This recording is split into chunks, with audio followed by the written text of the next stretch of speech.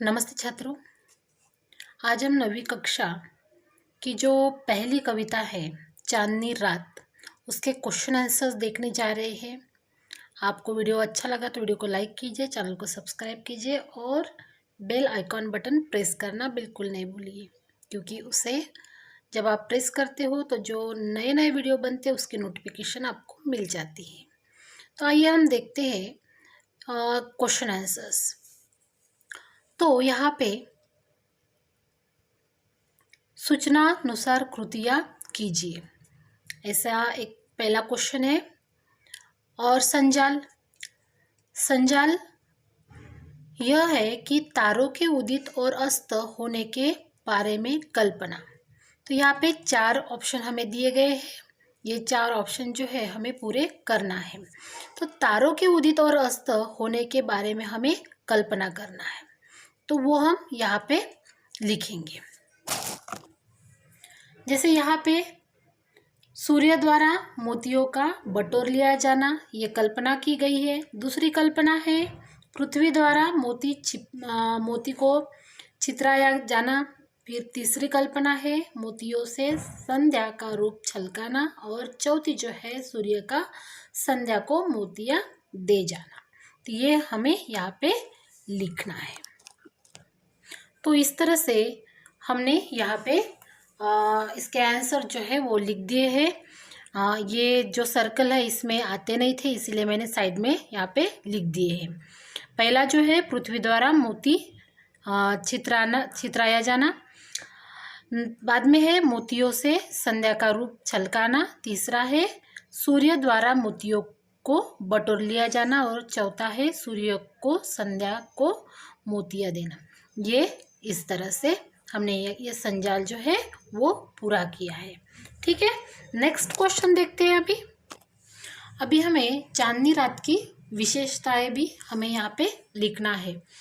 Number 1, number 2, number 3, number 4, 5, 6, 7, 8, इस तरह से ये चांदनी रात की विशेषताएं हमें यहाँ पे लिखना है। वो क्या विशेषताएं है, तो चलो हम लिखते हैं।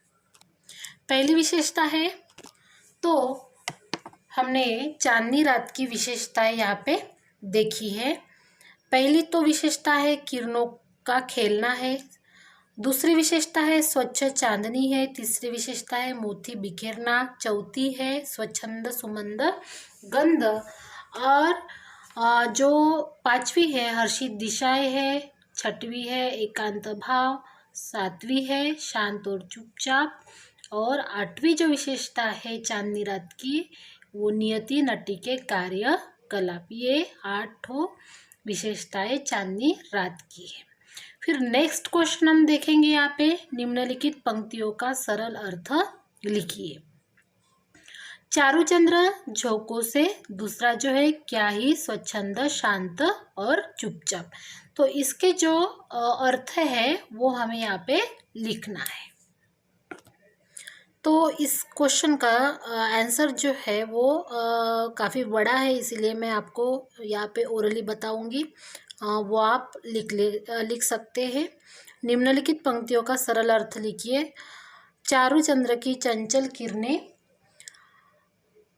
डैश डैश झोंकों से। इसका यह अर्थ है कि चांदनी रात में आकाश में सुंदर चंद्रमा शोभायमान है और उसकी चंचल किरणें झिलमिल झिलमिल करती हुई अटखेलियाँ खेल रही है। फिर ऐसा लगता है कि जैसे वो जल और जमीन के साथ खेल रही है। और चंद्रमा का निर्मल प्रकाश जो है पृथ्वी पर और संपूर्ण नभमंडल में फैला हुआ है और वह उन्हें प्रकाशित कर रहा है। इस तरह से इसका आंसर लिखना है। फिर दूसरा है क्या ही स्वच्छ डैश डैश शांत और चुपचाप। तो इसका अर्थ क्या है कि कवि चंद्रमा के स्वच्छ प्रकाश में निखरी हुई रात्रि का वर्णन करते हैं और कहते हैं कि यह चांदनी जो है गजब की निर्मल है और यह रात कितनी शांत है। कहीं किसी और कोई स्वर नहीं है। सर्वत्र मुक्त रूप से मंद मंद सुगंध व्यक्त है, यानी फैला हुआ है। कोई भी दिशा ऐसी नहीं है कि जिस ओर आनंद का माहौल न हो। अर्थात सर्वत्र जो है आनंद आनंद ही फैला हुआ है। इसका यह अर्थ है। ठीक है, आ गया आपको समझ में?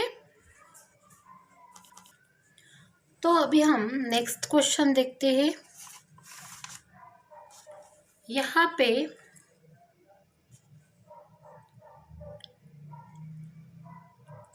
निम्न शब्दों के पर्यायवाची शब्द लिखना है हमें। जैसे यहाँ पे तरु है, वसुंधरा, चंद्र, कृषक, उद्यान, अरण्य, इसके तीन ऑप्शन है, तीनों हमें पूरा करना है। तो जैसे तरु है, तरु के 3 पर्यायवाची शब्द हमें लिखना है। तो तरु के 3 पर्यायवाची शब्द कौन से आते हैं? तरु मीन्स पेड़ होता है, तरु दरख्त होता है, और तरु मीन्स वृक्ष भी होता है। तो ये हमें ऐसे लिखना है। फिर नेक्स्ट है पृथ्वी, ये हमने लिखा है, तरु मीन्स पेड़, दरख्त और वृक्ष। पृथ्वी का क्या आएगा? पृथ्वी मीन्स क्या? वसुंधरा मीन्स क्या आता है? पृथ्वी। पृथ्वी होने के बाद दूसरा वसुंधरा मीन्स क्या है? धरती। फिर मही, ये तीनों इसके ऑप्शन है, किसके? वसुंधरा के।